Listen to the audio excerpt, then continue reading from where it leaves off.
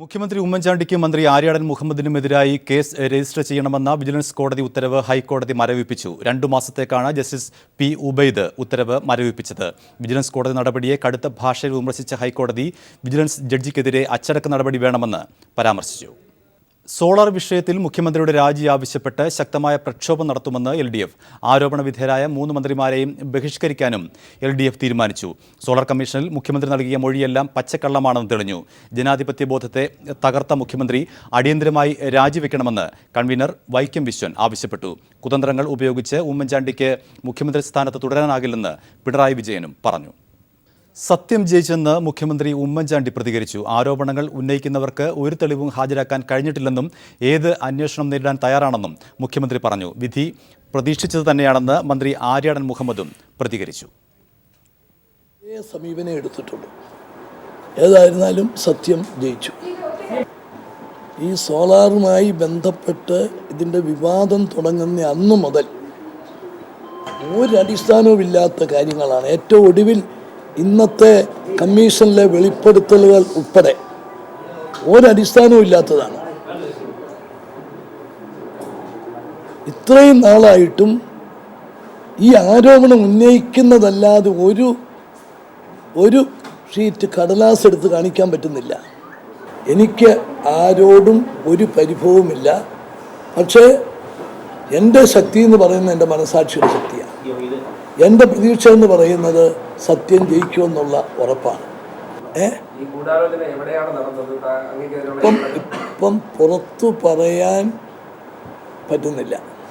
പറയുന്ന സമയത്ത് പറയാൻ പറ്റുന്ന സമയത്ത് അങ്ങോട്ട് ചുറ്റിപ്പറ്റി വരുന്നു. കാരണം നിങ്ങൾക്ക് തന്നെ ഊഹിച്ചുകൂടെ?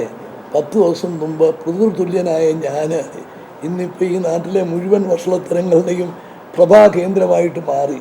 അതെങ്ങനെയാണ് ഇത്ര പെട്ടെന്ന് ഈ ഒരു മാറ്റം? ആ മാറ്റത്തിൻ്റെ പുറകിൽ ഒരു ശ്രമമുണ്ട്. 30 ലക്ഷത്തിന് 40 ലക്ഷം തന്നു. ഇവരും ഈ പറയുന്ന ഈ മറ്റേ സോളാർ ലാൻഡും തമ്മിലൊരു ബന്ധമില്ല. അവർ കോപ്പി ചെയ്തിട്ടില്ല. അവരെ മദർ കമ്പനിയാണെന്ന് ഞങ്ങളെ കയ്യിലൊരു രേഖയില്ല. ഞങ്ങൾ L1 ആയതുകൊണ്ട് കൊടുത്ത ആ കമ്പനി ഞങ്ങൾ ഒഴിവാക്കുകയും ചെയ്തു.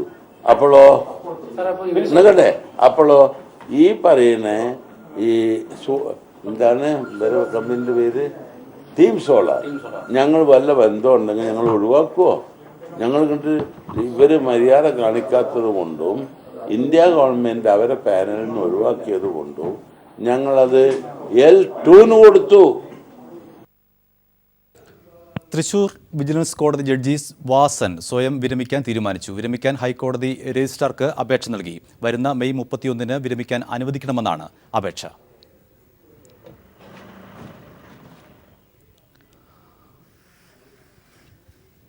മുഖ്യമന്ത്രി ഉമ്മൻചാണ്ടിക്കും മന്ത്രി ആര്യാടൻ മുഹമ്മദിനുമെതിരായി കേസ് രജിസ്റ്റർ ചെയ്യണമെന്ന വിജിലൻസ് കോടതി ഉത്തരവ് ഹൈക്കോടതി മരവിപ്പിച്ചു. 2 മാസത്തേക്കാണ് ജസ്റ്റിസ് പി ഉബൈദ് ഉത്തരവ് മരവിപ്പിച്ചത്.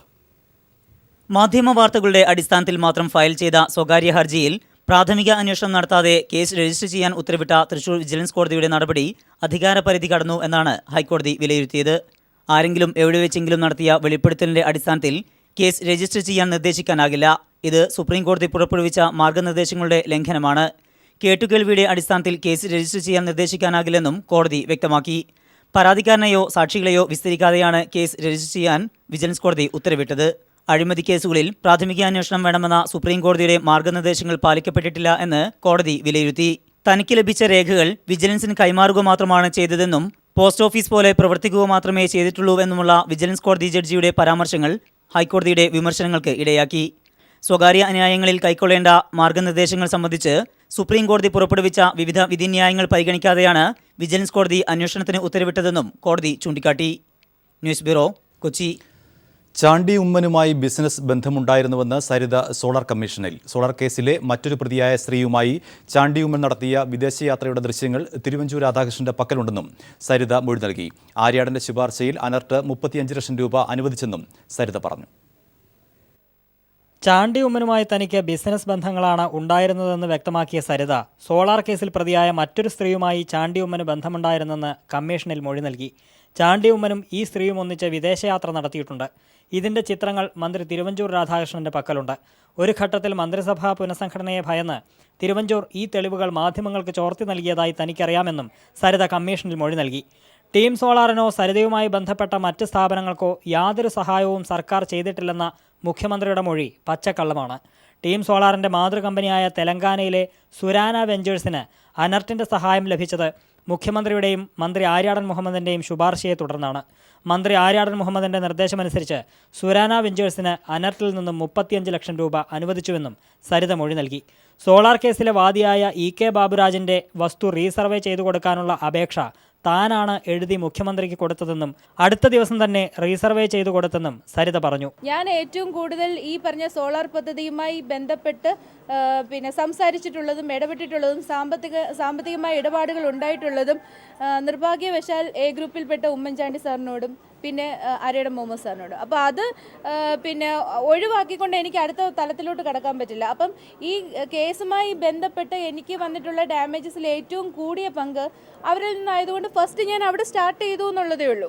അപ്പം മറ്റുള്ള കാര്യങ്ങൾ ഒഴിവാക്കുക അല്ലെങ്കിൽ മറ്റുള്ളവരെ ഒഴിവാക്കുക അങ്ങനെ ഒരു കാര്യമല്ല. ഞാൻ ഓരോരോ തലങ്ങളിലേക്ക് കടന്നു വന്ന് സംസാരിച്ചുകൊണ്ടിരിക്കുകയാണ്. 14 മണിക്കൂർ തികച്ചും ലാഘവത്തോടെ കമ്മീഷനിൽ നുണ പറയാൻ തനിക്ക് കഴിയില്ലെന്ന് പറഞ്ഞ സരിത മൊഴി നൽകുന്നതിൻ്റെ പേരിൽ തനിക്ക് സമ്മർദ്ദമുണ്ടെന്നും പറഞ്ഞു. വ്യക്തിപരമായ ആവശ്യമുള്ളതിനാൽ വിസ്താരം നേരത്തെ പൂർത്തിയാക്കണമെന്ന സരിതയുടെ ആവശ്യം അംഗീകരിച്ച കമ്മീഷൻ സരിതയുടെ വിസ്താരം തിങ്കളാഴ്ചത്തേക്ക് മാറ്റി. ഷാജഹാനൊപ്പം KM ഉമേഷ്, കൊച്ചി. 30 പേജുള്ള സരിതയുടെ കത്ത് 4 പേജാക്കാൻ തീരുമാനിച്ചത് ക്ലിഫ് ഹൗസിൽ ഉമ്മൻചാണ്ടിയുടെ സാന്നിധ്യത്തിലാണെന്ന് ഗണേഷ് കുമാറിന്റെ PA പ്രദീപ് പറഞ്ഞു.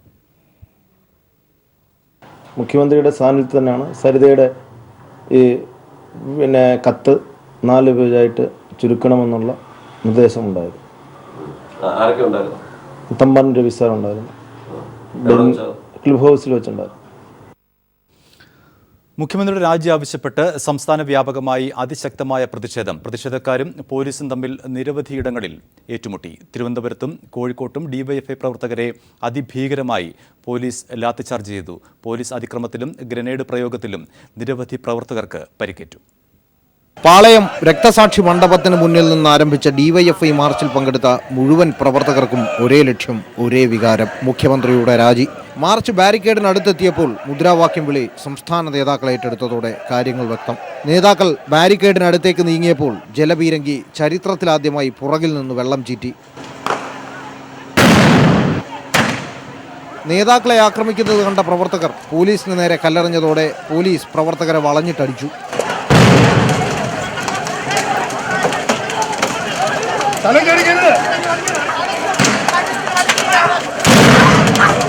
പ്രകോപിതരായ പ്രവർത്തകർ സ്പെൻസർ ജംഗ്ഷൻ കേന്ദ്രീകരിച്ചതോടെ സ്റ്റൺ ഗ്രനേഡുകൾ തുരുതുരാ പൊട്ടി.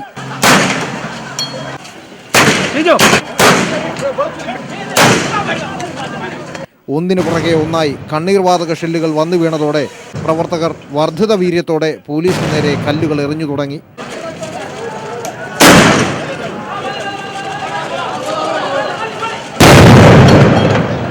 ഒന്നര മണിക്കൂറിലേറെ നീണ്ട സംഘർഷാവസ്ഥയ്ക്ക് അയവുണ്ടാവുന്നത് ഉച്ച കഴിഞ്ഞ് 1:30 മണിയോടെയാണ്. മർദ്ദനത്തിൽ പരിക്കേറ്റ ആശുപത്രിയിലായ പ്രവർത്തകരെ CPIM സംസ്ഥാന സെക്രട്ടറി കോടിയേരി ബാലകൃഷ്ണൻ ആശുപത്രിയിൽ സന്ദർശിച്ചു.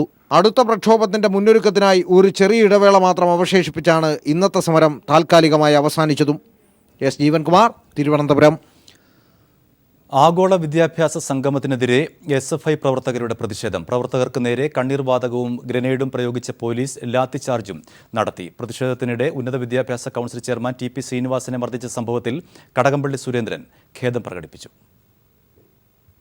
സംസ്ഥാനത്തെ വിദ്യാഭ്യാസ രംഗത്തെ കച്ചവടവൽക്കരിക്കുന്ന ആഗോള വിദ്യാഭ്യാസ സംഗമത്തിനെതിരെയായിരുന്നു SFI പ്രവർത്തകരുടെ പ്രതിഷേധം.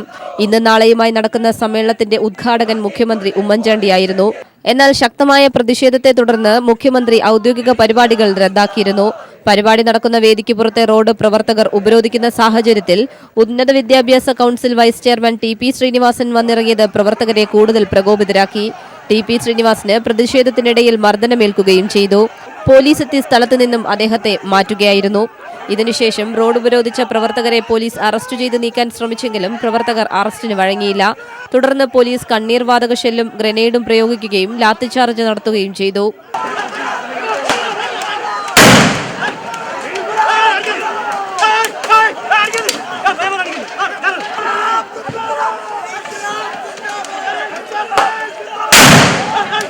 ശക്തമായ SFI പ്രതിഷേധത്തെ തുടർന്ന് വിദ്യാഭ്യാസ മന്ത്രിയും പരിപാടി റദ്ദാക്കി.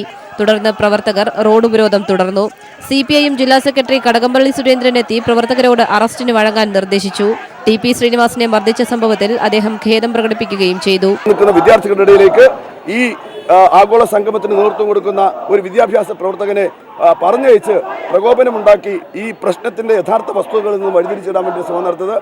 എന്നാൽ പോലും കുട്ടികൾ അങ്ങനെ പെരുമാറാൻ പാടില്ലായിരുന്നു. കുട്ടികൾക്ക് വേണ്ടി ഈ മഹാപ്രസ്ഥാനത്തിന് വേണ്ടി സംഭവം TP ശ്രീനിവാസനും പോലീസും തമ്മിലുള്ള ഒത്തുകളിയാണെന്നും പരിശോധിച്ച് നടപടി സ്വീകരിക്കുമെന്ന് SFI നേതൃത്വവും അറിയിച്ചു. V ശിവൻകുട്ടി MLAയും സംഭവസ്ഥലത്തെത്തി. തുടർന്ന് പ്രവർത്തകരെ പോലീസ് അറസ്റ്റ് ചെയ്ത് നീക്കി. News bureau, Thiruvananthapuram.